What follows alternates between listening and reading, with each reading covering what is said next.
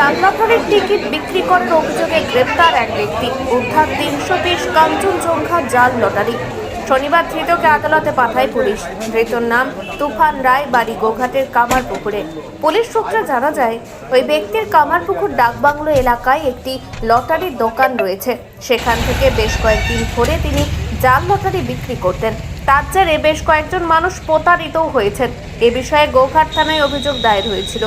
বিষয়টির ওপর কড়া নজর রেখেছিল পুলিশ। শুক্রবার রাতে ফের জাল টিকিট বিক্রির অভিযোগ পেয়ে এলাকায় হানা দেয় গোঘাট থানার পুলিশ।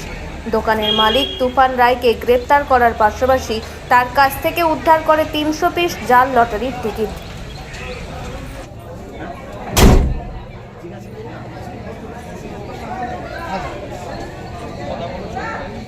দাদা, আপনাকে পুলিশ ধরলো কেন? হ্যাঁ, জানি না। জাল লটারি বিক্রি করছিলেন? না, তাহলে পুলিশ ধরলো কেন? জানলাম। আপনি কি লটারি বিক্রি করছিলেন?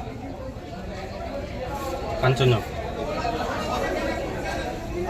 কাঞ্চনজঙ্ঘা জাল লটারি জানেন তো নাকি? না, হ্যাঁ, কতদিন ধরে বিক্রি করতেন?